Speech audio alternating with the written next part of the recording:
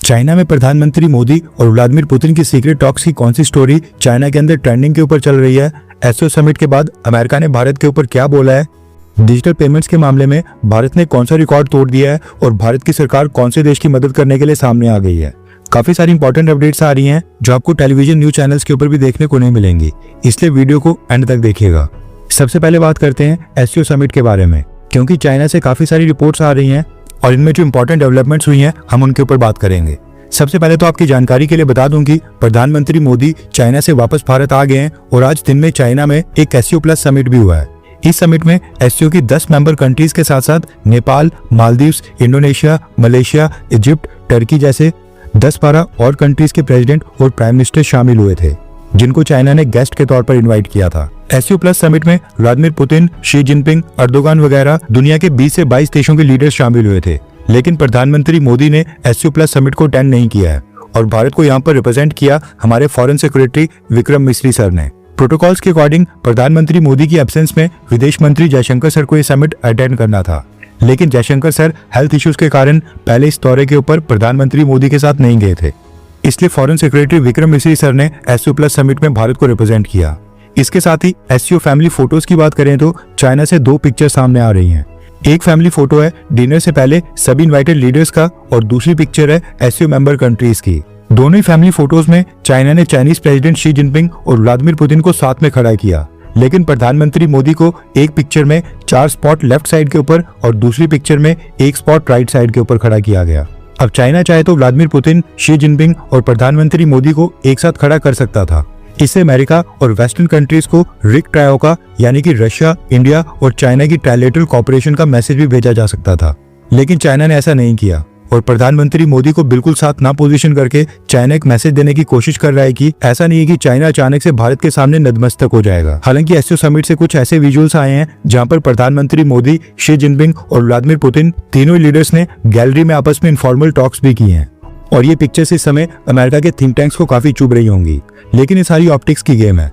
इसके साथ ही भारत के न्यूज चैनल्स ये भी चला रहे हैं कि चाइना ने प्रधानमंत्री के लिए वो कार भेजी थी जिसमें चाइनीज प्रेसिडेंट शी जिनपिंग खुद ही सवारी करते हैं, लेकिन चाइना ने ये प्रोटोकॉल न सिर्फ प्रधानमंत्री मोदी को दिया बल्कि एससीओ कंट्रीज के सभी लीडर को एक्सटेंड किया था। इवन पाकिस्तान के प्रेसिडेंट शहबाज शरीफ के लिए भी सेम वही कार भेजी गई थी जो प्रधानमंत्री मोदी को लेने आई थी।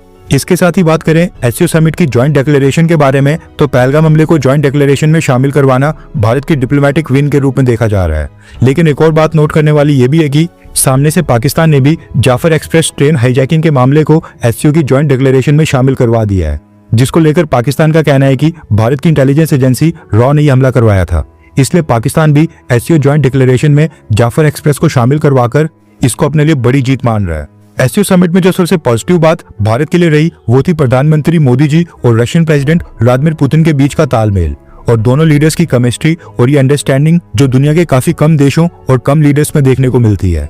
दरअसल प्रधानमंत्री मोदी और व्लादिमीर पुतिन के बीच आज सुबह एक बायलैटरल मीटिंग शेड्यूल थी, जिसमें दोनों देशों के डेलीगेशंस और मिनिस्टर्स ने भी हिस्सा लेना था। हुआ ये कि जहां पर एससीओ समिट का प्लीनरी सेशन हुआ, वहां से रशिया और भारत की बायलैटरल मीटिंग का वेन्यू काफी दूर था और प्लीनरी सेशन के वेन्यू से जहां पर दोनों देशों की बायलैटरल मीटिंग होनी थी वहां तक दोनों लीडर्स को अपने अपने खुद के मोटरकेड में जाना था।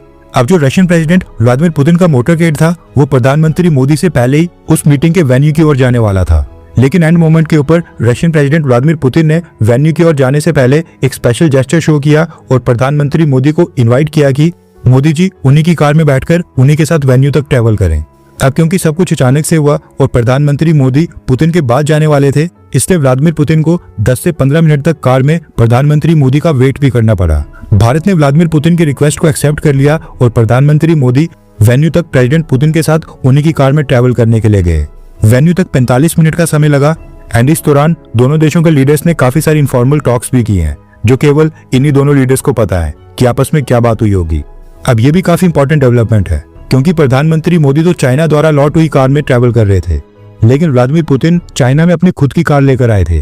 बिल्कुल ठीक सुना आपने, व्लादिमीर पुतिन ने रशिया में अपनी खुद की प्रेसिडेंशियल कार को साथ में लाया था, यानी कि जिस कार के अंदर प्रधानमंत्री मोदी और व्लादिमीर पुतिन ने ट्रेवल किया है वो पुतिन की खुद की कार थी। ऐसे में इस कार में क्या बातचीत हुई है ऑब्वियस है कि वो दोनों लीडर्स को ही पता होगी। रशियन प्रेसिडेंट व्लादिमीर पुतिन ने चाइना की एक छोटी सी रिक्वेस्ट को एक्सेप्ट किया था, वो था चाइना की डिप्लोमेटिक नंबर प्लेट को कार के आगे लगा दिया गया। अब वेन्यू तक रास्ते में दोनों लीडर्स ने 45 मिनट की बात की। उसके बाद दोनों देशों की जो बायलैटरल मीटिंग हुई थी वो भी 1 घंटे से ज्यादा समय तक चली थी। अब क्योंकि वेन्यू का सारा अरेंजमेंट चाइना का ही था, इसलिए वहां पर क्या बात हुई है वो तो खैर चाइना को भी पता चल जाएगी, लेकिन जो पुतिन और मोदी जी ने कार में बैठकर बातचीत की है वो असली मीनिंगफुल कन्वर्सेशन होगी। अभी जो प्रधानमंत्री मोदी और व्लादिमीर पुतिन की कार में एक साथ बैठे हुए पिक्चर है, ये इस समय चाइना के सोशल मीडिया के ऊपर काफी ट्रेंडिंग के ऊपर चल रही है। इसके साथ ही व्लादिमीर पुतिन ने एससीओ में अपनी स्टेटमेंट में भारत और चाइना दोनों को थैंक्स बोलते हुए दोनों देशों के पीस एफर्ट्स की भी तारीफ की। एक और इम्पोर्टेंट अपडेट एससीओ समिट की ज्वाइंट डिक्लेरेशन को लेकर यह भी आ रही है कि इस ज्वाइंट स्टेटमेंट में अमेरिका और इजराइल इन्होंने जो ईरान की न्यूक्लियर साइट्स के ऊपर हमला किया था उसका विरोध और उसकी निंदा भी की गई है, और कहा गया कि इन दोनों देशों के कारण सिविलियंस की हत्या हुई, इंटरनेशनल लॉज और यूनाइटेड नेशन के चार्टर की वायलेशन भी हुई। ऑब्वियस है कि ईरान भी एससीओ का मेंबर है, इसलिए ईरान इस चीज को ज्वाइंट स्टेटमेंट में शामिल करवाना चाहता था, लेकिन भारत ने इस बार ईरान का विरोध नहीं किया और ये लाइंस ज्वाइंट स्टेटमेंट में जाने दी। इसके साथ ही ज्वाइंट डिक्लेरेशन में यूक्रेन का नाम तक शामिल नहीं किया गया, जो रशिया की डिमांड थी। नेक्स्ट अपडेट आ रही है भारत और अमेरिका को लेकर। एक तरफ चाइना में सारी डेवलपमेंट्स हो रही थी, उसी दौरान अमेरिका की तरफ से भारत को लेकर 2 स्टेटमेंट्स आई हैं। सबसे पहले तो डोनाल्ड ट्रंप के एडवाइजर पीटर नवारो ने अगेन भारत को टारगेट किया है, एंड इस बार भारत को टारगेट करते करते ब्राह्मण कास्ट के लोगों को अपनी स्टेटमेंट में लपेटे में ले लिया है। रेफरेंस के लिए आपकी स्क्रीन के ऊपर आर्टिकल का स्क्रीनशॉट है। न्यूज निकल कर आ रही है कि पीटर नवारो ने फ्रेश अटैक करते हुए कहा कि मैं चाहता हूं कि भारत के लोगों को समझ आएगी असल में क्या चल रहा है। भारत के ब्राह्मण रशियन ऑयल को बेचकर मुनाफाखोरी कर रहे हैं, वो भी भारत के लोगों की कीमत के ऊपर। साफ नजर आ रहा है कि यहाँ पर पीटर नवारो ब्राह्मण कास्ट के लोगों को टारगेट कर रहे हैं और भारत के समाज में आपस में हेट फैलाने की कोशिश कर रहे हैं। अब पीटर नवारो यहाँ पर किसको टारगेट कर रहे हैं वो तो खैर पता नहीं, क्योंकि दुनिया की सबसे बड़ी रिफाइनरी और रिलायंस इंडस्ट्रीज के मालिक मुकेश अंबानी खुद ही बनिया कास्ट से आते हैं।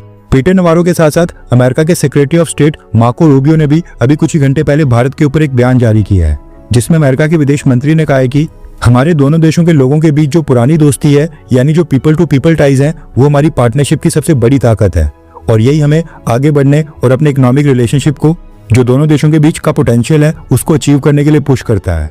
वैसे ही जो पीपल टू पीपल टाइज की दुहाई दी जा रही है वो भी ऐसा लग रहा है कि डोनाल्ड ट्रंप के कारण अब वीक हो जाएंगे। रेफरेंस के लिए आपकी स्क्रीन के ऊपर आर्टिकल का स्क्रीनशॉट है। दरअसल न्यूज निकल कर आ रही है कि अमेरिका जाने वाले भारतीय लोगों की संख्या जून महीने में कम हो गई है, और ये पिछले 20 सालों में पहली बार है जब अमेरिका जाने वाले ट्रैवलर्स मंथ ऑन मंथ 8% तक कम हो गए हैं। जून 2024 में भारत के 2,30,000 लोग अमेरिका गए थे, लेकिन इस साल जून 2025 में केवल 2,10,000 इंडियंस अमेरिका गए हैं, और ये ड्रॉप साल 2001 के बाद पहली बार आया है। जुलाई का फाइनल डेटा अभी यूएस ने रिलीज नहीं किया है, लेकिन प्रोविजनल डेटा के मुताबिक जुलाई महीने में भी 5.5% का ड्रॉप रजिस्टर किया गया है। कहने का मतलब है कि पिछले 20-25 साल से जो भारत के लोगों में अमेरिका जाने की होड़ लग गई थी वो अब धीरे धीरे कम होते दिखाई दे रही है, और भारत के ट्रैवलर्स अब यूरोपियन यूनियन और वेस्ट के बाकी देशों को एक्सप्लोर करना पसंद कर रहे हैं। आई होप डोनाल्ड ट्रंप अपने एडवाइजर पीटर नवारो की जबान के ऊपर थोड़ा लगाम लगाएं, वरना दोनों देशों के रिलेशंस जो पहले ही डीरेल हो चुके हैं वो और खराब हो जाएंगे, क्योंकि पीटर नवारो की स्टेटमेंट्स को भारत में काफी नेगेटिव तरीके से लिया जा रहा है। नेक्स्ट अपडेट आ रही है भारत के यूपीआई को लेकर। न्यूज निकल कर आ रही है कि यूपीआई ने अगस्त महीने में पहली बार 20 बिलियन ट्रांजैक्शंस को क्रॉस कर दिया है, यानी कि अगस्त महीने में भारत में यूपीआई एप्स के ऊपर 2000 करोड़ बार पेमेंट्स या फिर ट्रांजैक्शंस हुई हैं, और ये वाकई में बहुत ही बड़ा रिकॉर्ड है। नेक्स्ट अपडेट आ रही है अफगानिस्तान से। न्यूज निकल कर आ रही है कि अफगानिस्तान की कोनहारा प्रोविंस में 6 मैग्नीट्यूड का भूकंप आया है, जिसमें अभी तक 1000 लोगों की जान चले गई है। 2500 से ज्यादा घायल बताए जा रहे हैं और हजारों लोग लापता भी हैं, और ये फिगर वीडियो रिकॉर्ड करते समय का है और बढ़ सकता है। भारत के प्रधानमंत्री मोदी, विदेश मंत्री जयशंकर सर और भारत की सरकार ने कंडोलेंस मैसेज भेज दिया है और फैसला किया है कि भारत की सरकार अफगानिस्तान के लोगों के लिए ह्यूमैनिटेरियन रिलीफ मटेरियल को भी भेजेगी, एंड इसके साथ ही रिलीफ एंड रेस्क्यू टीम भेजने के ऊपर भी विचार किया जा रहा है। नेक्स्ट अपडेट आ रही है E20 फ्यूल को लेकर, यानी कि 20% इथेनॉल ब्लेंडेड पेट्रोल को लेकर। रेफरेंस के लिए आपकी स्क्रीन के ऊपर आर्टिकल का स्क्रीनशॉट है। दरअसल आज सुप्रीम कोर्ट ने E20 फ्यूल के खिलाफ पिटीशन को सीधा सीधा रिजेक्ट करके डिसमिस कर दिया है। अक्षय मल्होत्रा नाम के व्यक्ति ने नीति आयोग की साल 2021 की रिपोर्ट का हवाला देते हुए सुप्रीम कोर्ट में ये पिटीशन दायर की कि सरकार 20% इथेनॉल ब्लेंडिंग पेट्रोल के अलावा एक प्योर पेट्रोल का भी ऑप्शन दे जिसमें इथेनॉल ब्लेंडिंग ना की जाए, क्योंकि E20 फ्यूल के कारण 4 व्हीलर्स में फ्यूल एफिशिएंसी 6 से 7% कम हो गई है और 2 व्हीलर्स में 3 से 4% एफिशिएंसी कम हो गई है, जबकि अप्रैल 2023 से पहले के व्हीकल्स E20 फ्यूल के लिए कंपैटिबल नहीं है। पिटिशनर ने कहा था कि वो E20 फ्यूल का विरोध नहीं कर रहा है, बस भारत की सरकार को एक इथेनॉल फ्री पेट्रोल का भी ऑप्शन देना चाहिए, ताकि अप्रैल 2023 से पहले के जो व्हीकल्स हैं उनमें कोई भी प्रॉब्लम ना आए। लेकिन भारत के सुप्रीम कोर्ट ने यह पिटीशन डिसमिस ही कर दी है। सुप्रीम कोर्ट ने इथेनॉल ब्लेंडिंग के फैसले में दखल देने से इनकार कर दिया है। इसके साथ ही एक और न्यूज आ रही है कि कल जर्मनी के विदेश मंत्री जोहान वाडेफुल भारत की यात्रा के ऊपर आ रहे हैं। अब देखना ही होगा कि इस विजिट में भारत और जर्मनी के बीच कौन कौन से एग्रीमेंट साइन होते हैं। हर 24 घंटे के अंदर जियोपॉलिटिक्स में बड़े फेरबदलाव और उलटफेर हो रहे हैं और भारत के लिए नए चैलेंजेस आ रहे हैं। कोई देश अपने फैसले से पलट रहा है तो कोई देश ब्लैकमेलिंग के ऊपर उतर आया है। सभी देश एक दूसरे को नीचे लगाने की कोशिश कर रहे हैं। इन सब के बीच हमारा भारत किसी भी देश से पीछे न रह जाए, इसके लिए मोदी सरकार लगातार कोशिशें कर रही है। एंड भारत की foreign policy, defence news, economy और ग्लोबल अफेयर्स का सही एनालिसिस हमारे चैनल इंडियन अफेयर्स का मिशन है और ये मिशन आपके सपोर्ट के बिना अधूरा है। इंडियन अफेयर्स हिंदी के ऊपर हम सभी फैक्ट्स और डेटा बिल्कुल सरल भाषा में एनालाइज करते हैं, बिना किसी एजेंडा के।